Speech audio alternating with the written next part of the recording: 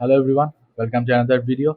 আজকের ভিডিওতে আমার কথা ছিল আমি অ্যাডভান্স ওয়েতে ট্যাক্স এক্সপেকটেশন দেখাবো। তো আপনারা যদি আগের ভিডিও দেখে ফেলেন তাহলে আমরা সেখানে বলেছিলাম যে কোনো টেক্সট এক্সপেক্ট করার সময় আমরা লেফট, রাইট অথবা মিড ফাংশন ইউজ করি। সেম ভাবে আমরা যদি এখানে সেটা অ্যাপ্লাই করি সেটা হয়তো কাজ করবে না। যেমন আমি দেখাই, কোম্পানি এক্স ওয়াই জেড এর এমপ্লয়ির নামগুলো আমরা দেখতে পাচ্ছি এবং আমাদেরকে বলা হয়েছে তাদের প্রত্যেকটা নামের ফার্স্ট নেমটাকে এখানে বসানোর জন্য। তাই আমরা যদি এখানে সেম ভাবে লেফট ফাংশনটা ইউজ করি, অর্থাৎ লেফট কেন ইউজ করবো? কস্তাতে ফার্স্ট নেম তো লেফট সাইডে থাকে মানুষের, তাই না? তো আমরা সেজন্য ইউজ করবো লেফট। তারপর আমরা ট্যাব বাটন প্রেস করলাম, দেখতে পাচ্ছি টেক্সট। টেক্সট কোনটা? টেক্সট হচ্ছে এটা, A4। এরপর আমরা একটা কমা দিই। কমা দেওয়ার পর আমরা দেখতে পাচ্ছি নাম্বার অফ ক্যারেক্টার্স।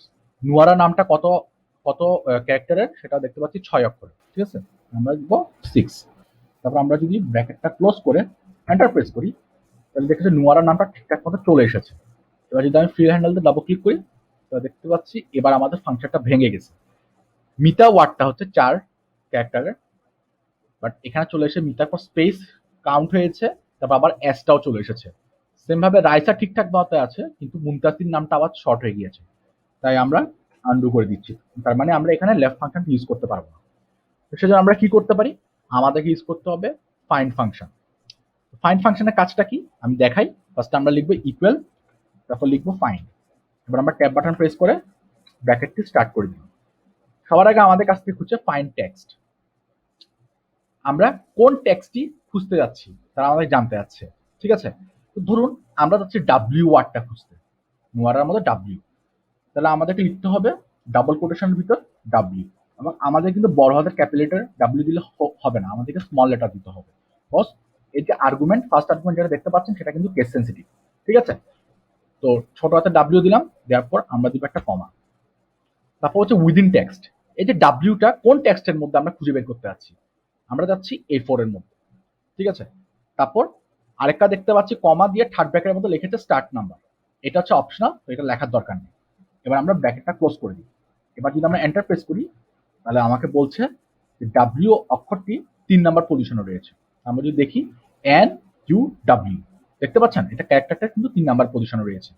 তার মানে আপনারা বুঝতে পারছেন যে ফাইন্ডের কাজটা কি। তারা ফাইন্ড করে বের করে দিবে আপনাকে যে এটা আসলে কত নম্বর পজিশনে অবস্থান করছে।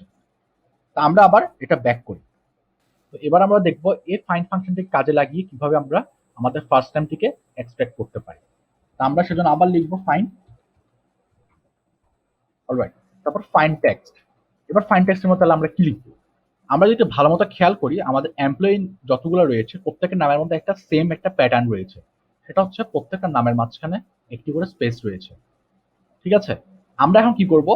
সে স্পেসটিকে কাজে লাগিয়ে আমরা ফাইন্ড ফাংশনের মাধ্যমে আমরা বের করে আনবো যে আমাদের এমপ্লয়িতে প্রথম অক্ষর যেটা, প্রথম নাম যেটা রয়েছে সে নামটি কত ক্যারেক্টারের বা কত অক্ষরের, ঠিক আছে? আমরা ফাইন্ড ট্যাক্স এর মধ্যে আমরা লিখবো একটা স্পেস।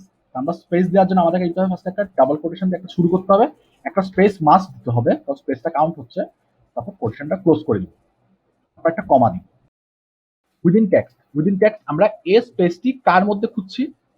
A4 এর মধ্যে। এবার আমরা ব্র্যাকেট ক্লোজ করব। ব্র্যাকেট ক্লোজ করার পর এবার যদি আমরা এন্টার প্রেস করি তাহলে দেখতে পাচ্ছি আমরা 7। 7 কেন?